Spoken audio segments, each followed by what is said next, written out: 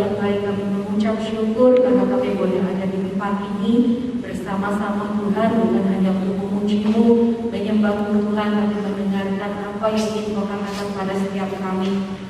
Bukakan hati kami Tuhan, buka telinga kami, dan juga berikan kami pemahaman yang daripada Engkau, sehingga apa Tuhan yang mau Kau lakukan dalam hati kami ini boleh terus bertumbuh dan berbuah dalam kehidupan kami 30, 60 sampai 100 kali ganda.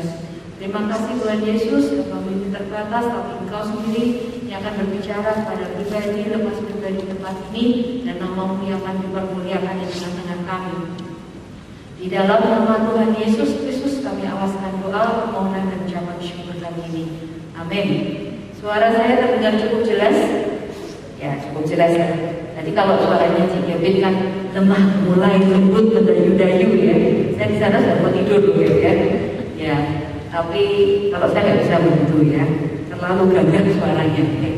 Sekarang kita hari ini, nah ini sesuatu yang tidak kebetulan. Saudara dan saudariku sekalian, baik yang masih muda-muda maupun yang sudah dewasa di belakang sana ya, kembali ya. Nah, beberapa waktu ini kan pesan-pesan firman Tuhan itu tentang mengenal Allah. Ya, kan dapatnya seperti itu. Tahun ini temanya Year of Knowing God. Kemudian di JKP ya, dapatnya sama lagi, bagaimana mengenal Allah, mengenal Tuhan. Nah, kebetulan saya ketika doa, Tuhan ini apa yang harus disampaikan? Sama lagi temanya. Saya pikir ini apa nggak pada bosan ya? Tapi memang temanya seperti itu. Bagaimana kita mengenal Allah? Nah, seperti yang Tuhan waktu itu katakan, bahwa mengenal Allah itu kan proses pribadi lepas pribadi. Ya, mungkin nggak bisa sepenuhnya dipraktekkan kepada orang lain. Jadi hari ini saya juga akan menyampaikan apa yang pernah saya alami secara pribadi. Ya, nggak boleh pengalamannya orang lain saya culik begitu ya. Itu rasa-rasanya kok kurang ngena. Jadi harus pengalaman kita sendiri. Nah, hari ini saya akan menyampaikan dengan judul proses mengenal Allah yang pernah saya alami. Nah, ini didengarkan baik-baik, nanti di akhir firmannya ditanya satu-satu ya, dihafalkan ya, ujian nanti. Oke, nah proses mengenal Allah itu diawali dari yang pertama adalah mencari Allah itu sendiri. Nah, ayatnya ada di mana? Kita baca sama-sama di 1 Tawarik 28 ayat yang ke-9. 1 Tawarik 28 ayat yang ke-9. Alkitabnya pindah di depan. Sebenarnya saya lebih suka sih kalau setiap orang membuka Alkitab sendiri ya. Pada bawa enggak sih hari ini? Pada bawa enggak? Di HP-nya mungkin, oh sudah enggak ya? Sudah lupa bawa Alkitab. Oh, tasnya gede-gede isinya apa? Wangi semua. Ya, oke lah, tidak apa-apa lah ya kali ini. Tapi next time diusahakan ya untuk membawa sendiri. Kalau bergantung sama ini kadang terus PowerPoint-nya nggak muncul, bubar, nggak baca semua ya. Kita baca sama-sama 1 Tawarik 28 ayat yang ke-9. 1, 2, 3. Dan engkau anakku Salomo, kenalah Allahnya ayahmu dan beribadahlah kepadanya dengan tulus ikhlas dan dengan rela hati. Sebab Tuhan menyelidiki segala hati dan mengerti segala niat dan cita-cita. Jika engkau mencari Dia, maka Ia berkenan ditemui olehmu. Tetapi jika engkau meninggalkan Dia, maka Ia akan membuang engkau untuk selamanya. Nah, dikatakan Salomo ini harus kenal Allahnya ayah dari Salomo. Siapa sih ayah dari Salomo? Hah? Ada yang tahu? Halo? 7 ya, Evan. Ayahnya Salomo siapa? Daud. Kalau ayahnya Evan? Bukan Daud. Ya, kalau sama-sama Daud ketuaan ya, dia dari masa lalu ya sampai ke masa sekarang. Nah, jadi bisa kita katakan tadi di bawah caranya gimana kenal Allahnya Daud. Salomo harus apa di bagian bawah? Mencari Dia.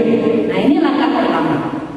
Proses untuk mengenal Allah itu harus cari Allahnya dulu. Ya, kayak sekarang misalnya kita, ini untuk yang cowok ya, untuk yang cewek ya, kalau naksir seseorang, nggak bisa kalau dilihat begini terus langsung kenal. Ya hebat banget, dilihatin terus dibaca pikirannya gitu ya, dihipnotis gitu, nggak mungkin ya. Pasti diapakan dulu. Kalau misalnya naksir nih, yang pengalaman, yang baju biru. Kalau naksir gimana tuh awalnya? Atau suka atau tertarik nih baik cowok maupun cewek. Cewek sekarang kan berani-berani juga ya. Cari sosmednya, iya ampun. Ditanya dong namanya siapa? Cari sosmednya, tanya dong, ya gentle dong, ya kan? Maunya diem-diem pakai akun palsu, ya jangan. Dideketin tanya namanya siapa, ya rumahnya di mana, ya kan? Oh, kalau cewek malu-malu ya cari sosmednya ya, oh gitu, ketahuan. Ketahuan tekniknya. Nah kayak gitu. Nah sama juga kalau kita kepengen tahu Allah, nggak bisa otomatis langsung kenal. Oh ya, papaku pendeta misalnya. Ini yang papanya pendeta kesinggung ya. Papaku pendeta, mamaku pelayan Tuhan. Aku otomatis kenal Tuhan. Nggak bisa gitu. Kita harus cari Tuhan dulu secara pribadi, ya. Nah, itulah kenapa anak-anak Tuhan itu selalu dikasih nasihat begini. Harus rajin doa ya, sejak sekolah minggu selalu dikasih tahu begitu. Harus rajin baca Alkitab ya, gitu. Untuk apa? Untuk bisa kenal Allah itu seperti apa? Ya itu caranya. Gak bisa kamu cuma datang sekolah minggu aja, datang ibadah, aku sudah kenal Yesus. Yesus itu seperti ini, seperti ini, seperti ini. Gak bisa. Tapi kamu harus punya effort, punya usaha untuk betul-betul mengenal siapa Yesus itu. Itu yang pertama, mencari Allah. Nah, kemudian yang kedua, prosesnya adalah menuruti firman Tuhan. Kita lihat di 1 Yohanes 2 ayat 3 sampai 6. 1 Yohanes 2 ayat 3 sampai 6. Oke. Ini saya tidak bisa tanya jemaat sudah ketemu, saya tanyanya multimedia sudah ketemu ya. Oke. 1 Yohanes 2 ayat 3 sampai 6 kita baca bersama. Oh sorry sampai 5 bukan 6. 1, 2, 3. Dan inilah tandanya bahwa kita mengenal Allah, yaitu jikalau kita menuruti perintah-perintahnya. Barang siapa berkata aku mengenal Dia, tetapi ia tidak menuruti perintahnya, ia adalah seorang pendusta dan di dalamnya tidak ada kebenaran. Tetapi barang siapa menuruti firman-Nya, di dalam orang itu sungguh sudah sempurna kasih Allah. Dengan itulah kita ketahui bahwa kita ada di dalam Dia. Firman Tuhan, kita sebaiknya semuanya tahu. Firman Tuhan itu terdiri dari dua hal. Bukan perjanjian lama, perjanjian baru, bukan itu maksud saya. Firman Tuhan itu terdiri dari satu janji Tuhan, yang kedua perintah Tuhan. Itu isinya. Janji Tuhan dan perintah Tuhan. Apa yang pertama isinya? Yang kedua? Oke, berarti masih memperhatikan. Apa sih janji Tuhan? Janji Tuhan itu adalah sesuatu ya yang jadi bagiannya Tuhan untuk digenapi dalam hidup kita. Betul? Itu bagiannya Tuhan digenapi dalam hidup kita. Itu janji. Tapi kalau perintah Tuhan itu bagian kita yang harus kita lakukan untuk siapa? Tuhan. Jadi ini relasi dua arah. Tuhan punya bagian menggenapi janjinya dalam hidup kita. Kita punya bagian untuk melakukan perintah Tuhan. Tapi masalahnya anak-anak Tuhan itu lebih suka bagian apa? Janji ya. Tuhan menjanjikan berkat yang berlimpah-limpah dibukakannya tingkap-tingkap langit kalau perpuluhan tuh gitu ya. Tapi begitu ngasih perpuluhannya boleh gak ya dikorting 90%. Nah gitu. Padahal gak boleh ya. Ada dua hal yang memang ada di dalam firman Tuhan. Nah saya kasih contoh gini. Misalnya ada seorang anak dikasih tahu sama orang tuanya, nah ya nyomi ya, mas mbak gitu ya, sama orang tuanya, kamu bantu ya nyapu, ngepel, bersih gendeng ya, nyapu jalan raya di depan. Nah maksudnya suruh bersih-bersih rumah, nanti tak kasih reward, tak kasih motor baru. Nah, gitu. Nanti tak kasih motor baru, tapi kamu baru bersihin rumah. Berapa lama mau? 1 bulan aja cukup. Nah, ya, siapa mau? Mau semua. 1 bulan dapat motor, 2 bulan dapat apa? Ya, 1 bulan dapat motor. Lalu yang janji itu yang mana? Reward. Yang tadi orang tuanya janji kasih motor. Itu tugasnya siapa? Orang tua. Tapi bagiannya bersihin rumah itu perintah. Yang harus ngelakuin siapa? Anaknya. Orang tuanya juga ya, sama aja bohong ya kan. Nah itu sama dengan firman Tuhan tadi. Nah, lalu tadi firman Tuhan katakan begini, orang-orang yang hanya mau pegang janji itu dikatakan adalah seorang pendusta. Di dalamnya tidak ada kebenaran. Jadi anak Tuhan itu kenapa harus mau janji tapi harus juga mau menuruti perintah Tuhan? Karena kalau dia nggak mau itu tadi, dia seorang pendusta. Tapi kalau menuruti firman, orang itu sempurna kasih Allahnya dan berarti betul-betul ada di dalam Tuhan. Sampai sini cukup jelas ya. Bagian kedua ya, menuruti firman Tuhan. Yang ketiga, proses mengenal Allah. Setelah yang pertama tadi mencari Allah, kedua menuruti firman Tuhan, yang ketiga mengalami Allah dan perbuatannya yang ajaib. Kita baca beberapa ayat untuk dapat membandingkan supaya kita lebih paham. Di Hakim 2 ayat 7 sampai 15, panjang ya. Hakim 2 ayat 7 sampai 15. Multimedia sudah ketemu? Hebatnya multimedianya, kecepatannya lebih kecepatan cahaya ya. Yuk kita baca sama-sama 1, 2, 3. Dan bangsa itu beribadah kepada Tuhan sepanjang zaman Yosua dan sepanjang zaman para tua-tua yang hidup lebih lama daripada Yosua dan yang telah melihat segenap perbuatan yang besar yang dilakukan Tuhan bagi orang Israel. 8. Dan Yosua bin Nun hamba Tuhan itu mati pada umur 110 tahun. 9. Ia dikuburkan di daerah milik pusakanya di Timnat-Heres di pegunungan Efraim di sebelah utara Gunung Gaas. 10. Setelah seluruh angkatan itu dikumpulkan kepada nenek moyangnya, bangkitlah sesudah mereka itu angkatan yang lain yang tidak mengenal Tuhan ataupun perbuatan yang dilakukannya bagi orang Israel. 11. Lalu orang Israel melakukan apa yang jahat di mata Tuhan dan mereka beribadah kepada para Baal. 12.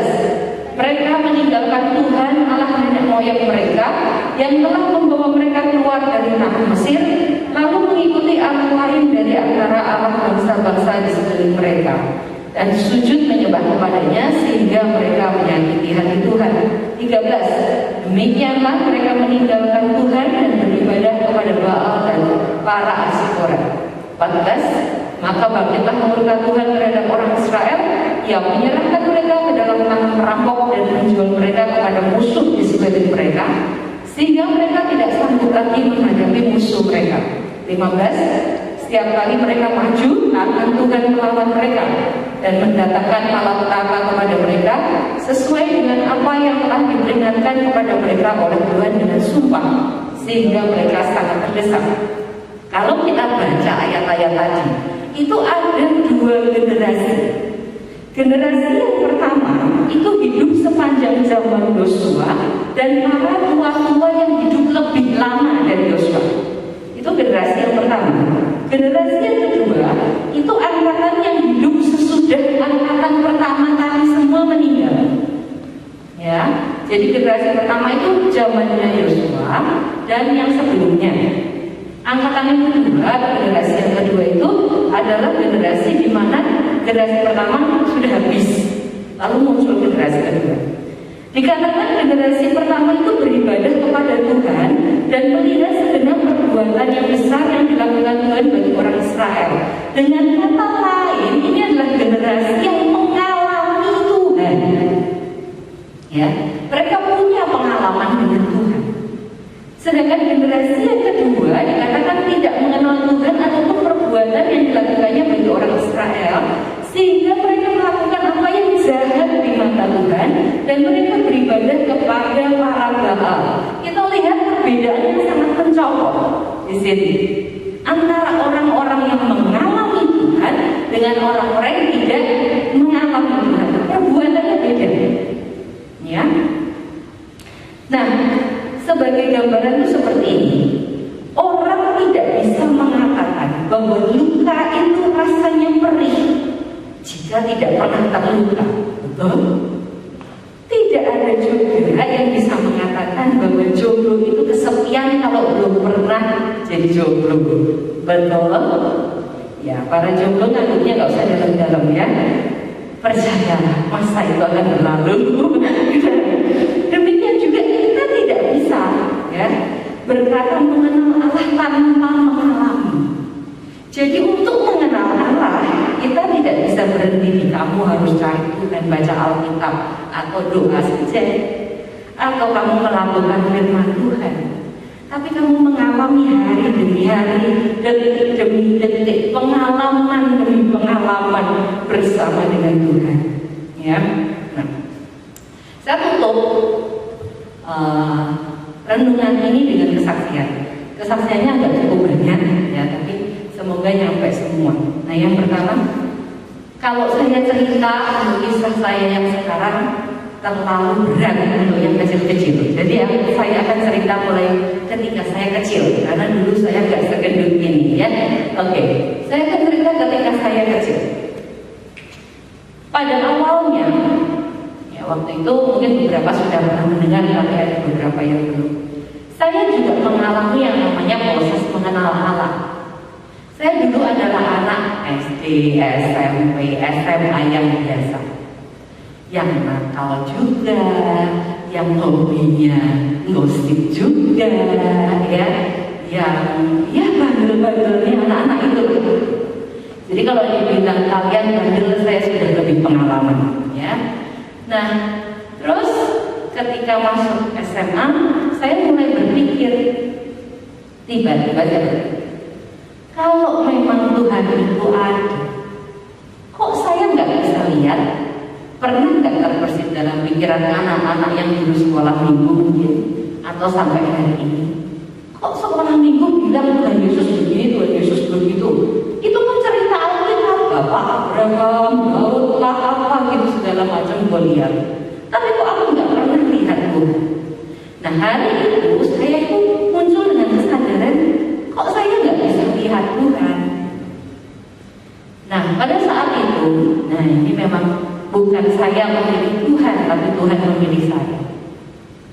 Lalu muncul suara, ya. Suara itu bukan dari luar ke dalam, tapi dari dalam keluar. Pernah ada suara seperti itu? Ngalami pernah nggak? Kalau belum pernah, minta, ya. Dari dalam itu keluar suara, tapi saya bisa dengar sampai di telinga. Kamu mau lihat Tuhan? Tiba-tiba ada suara seperti itu. Kok saya herannya itu sampai hari ini ya, saya kok tidak takut. Saya bilang, ya, saya mau lihat Tuhan. Oke, kalau kamu mau lihat Tuhan, cari dahulu kerajaan Allah dan segala kebenarannya, maka semua akan ditambahkan kepadamu. Nah, itu kuis yang pertama. Ayatnya ada di mana? Matius berapa? Hebat ya, senjatanya multimedia, perang. Oh enggak. Maaf. Oke, Matius 6 ayat ke-33. Hadiahnya kisbay dari saya ya. Nah, betul, ada di Matius 6 ayat 33. Kalau kita perhatikan ayat ini seperti ini, cari dahulu kerajaan Allah dan kebenarannya, semua akan ditambahkan kepadamu. Bagian mencari kerajaan Allah itu adalah bagian yang harus siapa lakukan. Lalu bagian semua ditambahkan, itu bagiannya siapa? Lagi-lagi ngomong soal apa? Ketaatan dan janji Tuhan. Betul? Nah, cocok. Firman Tuhan itu memang mesti cocok. Nah, akhirnya apa yang saya lakukan? Saya harus taat dulu kalau mau lihat Tuhan. Saya baca Alkitab. Nah, ini buat yang belum, ya. Ketika kamu sungguh-sungguh kepengen cari Tuhan, harus ada effort yang jangan tanggung-tanggung tentu saja. Ketika Tuhan bilang, cari dahulu kerajaan Allah itu, caranya baca Alkitab. Saya baca,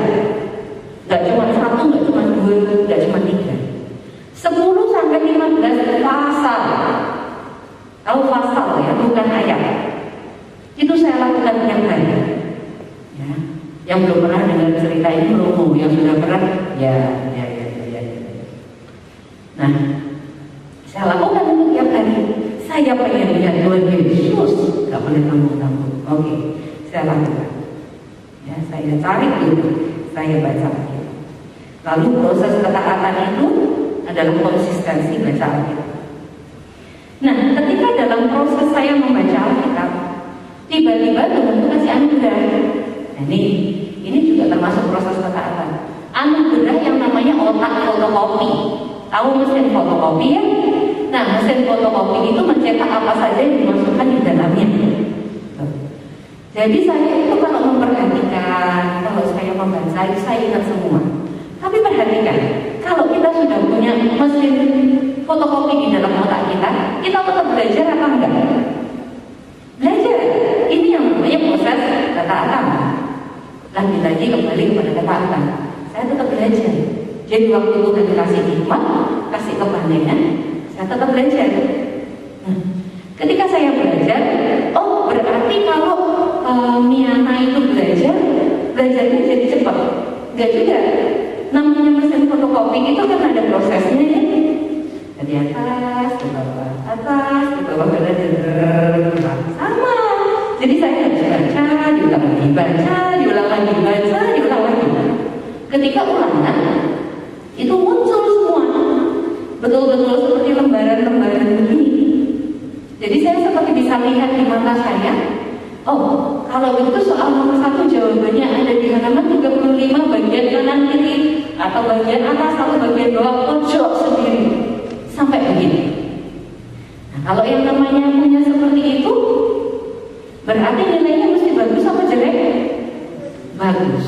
Jadi saya yang tidak pernah juara kelas luar biasa, tiba-tiba jadi juara 3. Dulu sistemnya dengan semester tapi campur ulang dibagi 3. Jadi dalam setahun 12 bulan dibagi 3, masing-masing 4 bulan. Itu selama 3 bulan selalu juara 3. Tidak tahu kenapa Tuhan pilihin saya juara 3. Mungkin kalau langsung juara 1 seperti Gavin, terus dapat di BCA segala macam beasiswa, mungkin saya sombong ya. Jadi dikasih sama Tuhan nanggung juara 3, tapi lumayan lah ya daripada enggak. Nah itu. Terus dalam proses itu juga Tuhan tuntut ketaatan lagi. Ketaatan untuk menyingkirkan apa yang saya sukai. Kalau zaman sekarang sukanya BTS, ya, yang ngaku keponakan saya, ya. BTS, K-pop, ya, film-film Korea. Saya sampai bingung sama nama-namanya ya. Namanya ajaib-ajaib gitu, saya nggak ingat. Paling yang ingat yang film-film kuno-kuno yang Limino itu yang udah basi-basi ya, yang baru-baru udah tahu semua. Nah, kayak gitu. Saya sukanya komik karena zaman itu yang lagi ngetren komik. Terus kalau lagu-lagu bukan K-pop, zaman itu masih zamannya Boyzone, Backstreet Boys. Tuhan katakan apa? Singkirkan semua. Ini paling gak enak ya, paling gak enak ini bagian ketaatan, betul. Tapi saya singkir. Komik itu buayanya luar biasa ya teman. Saya buang semua. Zaman dulu belum ada flash disk, ya, belum ada MP3, masih adanya kaset. Semua kaset lagu-lagu itu disingkirin semua. Anda jangan coba-coba kalau Tuhan belum ngomong, ya. Nanti hasilnya dulu nangis-nangis minta sama orang tuanya dikembalikan lagi itu semua yang dibuang ya. Nah, tapi pada saat itu ketika saya bertekad untuk taat, saya lakukan semuanya. Betul-betul saya lakukan. Saya singkirkan semuanya. Oke. Kemudian ketaatan yang berikutnya. Ketaatan yang berikutnya adalah ketaatan ketika memilih pasangan hidup. Ketika satu kali Tuhan ngomong pasangan hidup saya siapa, dan saya harus mau. Kenapa saya bilang saya harus mau? Karena Tuhan pada waktu itu bukan tipe saya tahu jangan bilang papa mamanya ya. Nah, pada waktu itu bukan tipe saya. Wah kok begini ya? Saya ini serius. Tuhan dari dulu jago melawak. Ini apa bisa bersatu kalau sebenarnya seperti ini ya? Ini bagaikan bumi dan langit gitu saya bilang ya. Nah, tapi dalam prosesnya ternyata betul banyak pertengkaran terjadi. Tapi di sini Tuhan tunjukkan bahwa di dalam setiap pertengkaran itu kami mengalami Tuhan. Kok bisa? Yang namanya orang bertengkar itu mesti ada salah satu memulai duluan, betul tidak? Kalau yang keduanya ngadem-ngadem nggak mungkin bertengkar dong. Nah, ketika sudah mau menyemangati perkenaran, ya, tiba-tiba muncul firman Tuhannya.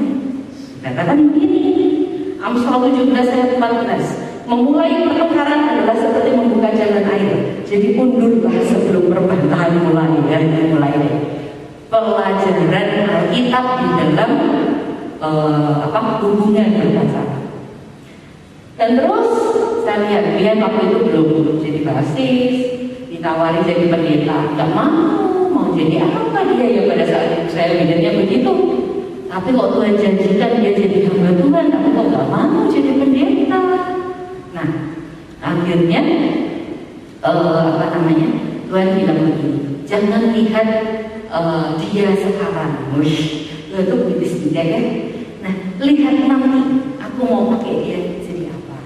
Lagi-lagi pelajaran firman Tuhan di sini.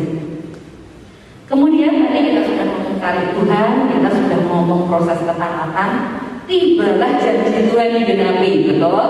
Nah, suatu hari janji Tuhan betul-betul digenapi. Saat saya tidur, kemudian tiba-tiba dari tertidur lelap, tiba-tiba bangun tuh bisa duduk. Ini bukan cerita vampir ya saudara-saudara, atau yang di kungfu-kungfu yang mencopot-mencopot itu apa? Bukan ya. Jadi saya tidur, kemudian tiba-tiba ada yang mendudukkan begitu. Dan saya betul-betul lihat Tuhan itu berdiri di pojok kamar saya. Dia berdiri di situ dengan segenap kemuliaannya. Dan saya tidak bisa melihat wajahnya, terlalu terang untuk dilihat. Tapi saya lihat dia pakai jubah putih, dia pakai selendang biru, persis seperti ketika guru-guru sekolah minggu saya dulu itu menjelaskan seperti apa Yesus. Dan itu hanya beberapa detik. Kalau seperti ada yang mendorong saya untuk balik tidur. Waktu didorong ini saya bilang, nggak mau saya melihat lagi, saya melihat lagi. Tapi ada suara, nanti kamu nggak apa-apa. Dan nggak berhenti sampai di situ. Dia tidak hanya menunjukkan dirinya atau saya bisa melihat dia, tapi dia membuat saya mendengar dia dengan telinga jasmani. Ya. Jadi tiba-tiba satu malam saya belum tidur, saya yakin saya belum tidur. Saya sedang memuji Tuhan. Tiba-tiba pujian itu nggak bisa berhenti, tidak bisa saya kendalikan. Mulut saya yang sampai ini berhenti, tapi hati saya terus memuji. Tidak bisa berhenti sampai lelah sendiri. Di tengah pujian itu tiba-tiba saya dengar nama saya disebut 3 kali, persis seperti Samuel. Ya. Samuel bukan bapaknya Grace ya, ini yang ada di Alkitab. Ya. Dia panggil nama saya 3 kali. Itu saya tahu. Dan bukan berhenti sampai di situ. Dia tambahkan lagi dalam hidup saya. Setiap malam saya dapat mimpi tentang akhir zaman. Bukan karena supaya saya baca duluan firman, bukan. Justru mimpi dulu, besoknya baru Tuhan tunjukkan. Ini loh, ada di kitab ini, pasal ini, ayat ini. Jadi saya betul merasakan pengenalan Tuhan akan Tuhan itu melalui proses kehidupan saya tadi yang saya ceritakan. Lalu apakah proses itu berhenti di masa muda? Sekarang untuk yang kerja, saya juga punya cerita. Ini menggambarkan betapa mudanya usia saya. Waktu saya kerja, ketika saya memilih untuk bekerja ya, di tempat kerja saya yang lama. Pada saat itu kondisinya sebenarnya tidak baik di tempat kerja itu, saya nggak tahu. Tapi maksudnya secara finansial, ya, tidak dalam keadaan yang baik. Tapi Tuhan izinkan saya ada di situ. Di situ saya justru mengalami Tuhan banyak. Saya ketemu banyak anak-anak yang ternyata mereka padeles, broken home, mereka kurang perhatian, kasih sayang dan sebagainya. Dan di situ Tuhan kasih saya PR yang sangat banyak untuk melayani mereka. Ya.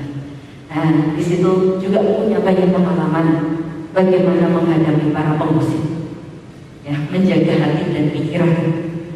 Dan lebih banyak proses lagi yang tidak mungkin diceritakan satu demi satu. Tapi di situ ada banyak proses ketaatan, di mana saya harus belajar mengampuni orang lain.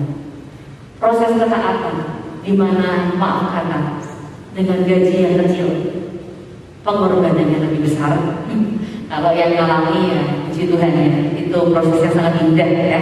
Haleluya gitu ya. Tapi itulah yang saya alami.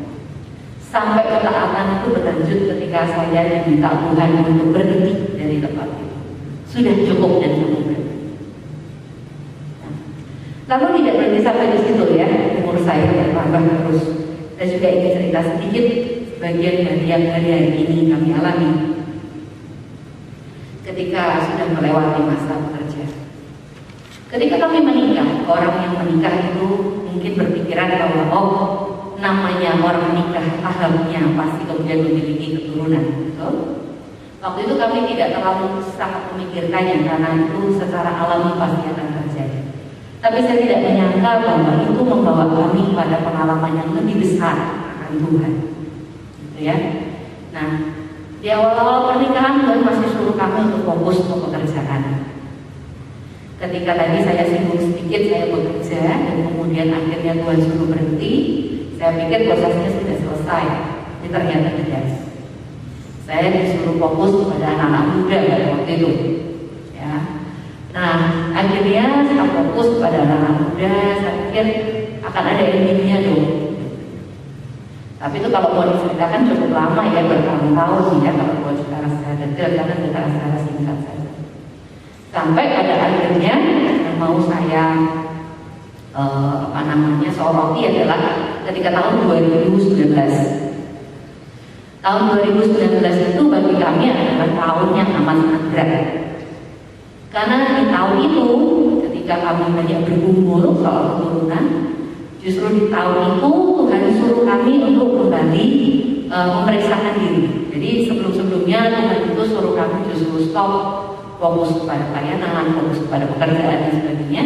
Tapi di tahun itu malah disuruh memeriksakan diri.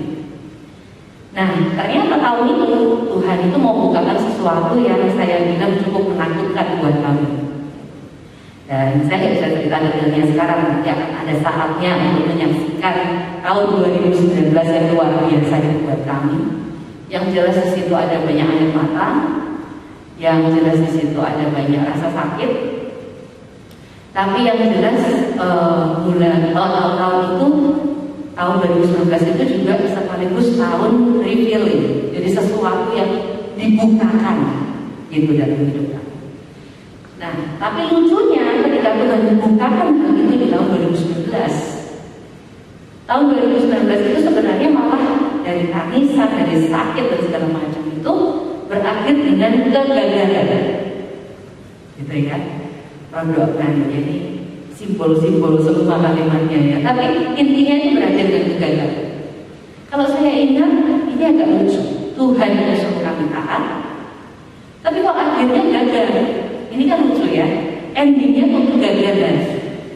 Nah, sampai akhirnya masuk tahun 2020. Tapi pada saat itu kalau saya ingat kembali ya, meskipun seolah kami mengalami kegagalan, tapi di situ nggak ada lagi duka cita, nggak ada lagi kecewa, nggak ada lagi marah sama Tuhan. Saya sampai ingat Tuhan itu kan, kalau saya bilang tahun terburuk kayaknya deh. Tapi kok malah nggak kecewa, nggak lagi sedih. Nah, Tuhan tapi masih diam. Tuhan tapi masih diam. Meskipun respon kami pada saat itu nggak lagi marah seperti tahun-tahun sebelumnya, nggak ada lagi kecewa, nggak ada lagi tawa tuh. Tapi Tuhan tetap diam, kayak menyembunyiin sesuatu gitu. Nah, sampai 2020 awal itu pandemi kan, kita udah benar-benar stay at home, udah nggak bisa apa-apa. Saya juga nggak bisa mikir apakah akan ke dokter lagi atau enggak, keluar dari rumah aja nggak berani. Nah, terus sampai di tahun 2020 itu kami betul-betul ada di titik di mana kami pasrah gitu sama Tuhan. Saya mikir Tuhan ini lucu sebenarnya. Suruh gak ke dokter, terus suruh ke dokter, terus berakhir dengan kegagalan, terus sekarang suruh saya nggak mudah saya sebenarnya, nggak mudah sama jalannya. Tapi pada waktu itu nurut aja lah, nurut. Nah, kemudian ketika tahun 2020 pandemi itu ya mendekati pertengahan tahun kalau nggak salah, saya itu mulai berpikir atau menghitung umur, gitu ya. Nah, tahun itu kan berarti saya umur 38, tapi nanti Oktobernya kan berarti 39. Saya bilang gini, itu kayaknya doa yang paling tulus sebenarnya yang pernah saya ucapkan sepanjang pernikahan kami. Bukan berarti doa saya nggak pernah tulus ya, tapi soal keturunan itu saya rasa saya paling tulus tahu gitu. Dan nanti saya bilang gini, nah Tuhan, saya itu kan mau umur 39 ya. Kalau bisa nih Tuhan, kalau Engkau mau, ya, Engkau bisa kasih kami keturunan sebelum usia saya 39 dan saya akan sangat bersyukur Tuhan. Tapi ini sebenarnya sangat menakutkan. Saya nggak pernah ngomong ini sepanjang pernikahan kami. Baru hari itu ngomong. Tapi Tuhan, kalau Engkau belum mau, saya nggak bilang tidak mau. Kalau Engkau belum mau, ya kami akan tetap percaya. Kata percaya itu kayaknya gampang ya. Selama ini saya baru tahu bedanya percaya saya dulu sama percaya saya hari itu waktu Tuhan beda. Kalau dulu saya bilang percaya itu sama nangis, sama sedih, mengasihani diri sendiri. Tapi hari itu waktu saya doa saya bilang percaya, percayanya itu mantap, tidak ada keraguan dan diakhiri dengan senyuman. Saya bilang kok aneh, kok aku jadi orang paling tabah di seluruh muka bumi rasanya gitu loh. Kok bisa gini? Kok lain rasanya? Nah, sudah, amin dong. Kalau udah amin, udah juga dong tadi katanya percaya. Terserah Tuhan dong, ya kan? Sampai terus akhirnya di pertengahan tahun itu kemudian kami merayakan hari ulang tahun pernikahan, ya masih tidak terjadi apa-apa. Nah, cuman di bulan Juni itu saya sebenarnya sudah agak curiga gitu. Harusnya kalau perempuan itu dalam bulan teratur gitu ya, ini kok lewat. Saya pikir mungkin gak dulu lewatnya lama. Tapi ini kelamaan. Harusnya awal bulan atau akhir bulan. Kok sudah akhir bulan ya? Terus saya pikir begini, ini kan duit sebenarnya. Tapi nanti luruslah, dicek saja. Kalaupun garisnya cuma satu, saya sudah pengalaman dengan garis satu itu di belasan tahun, jadi tidak masalah, ya, nggak apa-apa, gitu. Gitu. Udah pengalaman soalnya. Terus tiba-tiba, udah coba aja. Saya coba, kaget. Saya baru tahu yang namanya tremor ya. Saya baru tahu yang namanya tremor itu hari itu. Seumur tremor itu baru hari itu, ya. Saya lihat ini garis satu, garis satu, ya. Tiba-tiba keluar satu garis lagi. Saya bingung, ini nggak pernah terjadi sebelumnya, ya. Tremor itu kan sama begini. Saya begini tuh nggak bisa berhenti, nggak bisa dipegangin, saya tuh nggak bisa berhenti. Ya. Saya mikir, apa bener ya? Karena tipis banget garisnya. Ya udah, terus akhirnya besoknya kami memutuskan coba lagi cek lagi dan sebagainya. Dan ternyata ada hasilnya betul positif. Dan kemudian kita bisa lihat sampai hari ini. Kalau saya lihat proses dari kehidupan kami ini, dari saya dari muda sampai saya bekerja, sampai sekarang saya menikah, rasanya kok proses ini terus berulang. Dan kalau Anda perhatikan, proses itu pasti akan bertambah bobotnya. Saya tidak nakut-nakutin kamu, tapi proses mengenal Allah itu harusnya, proses mengenal Allah harusnya lebih dari sebelumnya. Kamu nggak bisa kayak anak SD cuma mengerjain ujian SD, tapi kamu juga akan mengalami SMP dan mengalami ujian SMP yang lebih berat. Kamu juga akan mengalami SMA dengan ujiannya yang lebih berat, dan kamu juga akan mengalami kuliah dengan ujian skripsi yang sangat berat, ya kan? Lalu kamu juga akan bekerja dan mengalami ujian hidup yang lebih berat lagi. Tapi dari semua ini, kamu akan bisa lihat bahwa di situ kamu mengenal Allah lebih dan lebih dari sebelumnya. Yang ingin saya sampaikan itu apa? Jadi berapa lama kita mau menunda untuk mencari Tuhan, atau berapa banyak alasan kita buat untuk tidak melakukan perintah Tuhan dan menolak untuk mengalami banyak hal baik suka maupun duka bersama Tuhan, itu keputusan kita. Tapi percayalah bahwa ketika kamu melakukannya, itu hanya akan membuat kamu tidak pernah mengenal Allah. dengan segala kebaikan, kebesaran, keajaiban, dan kemahakuasaannya.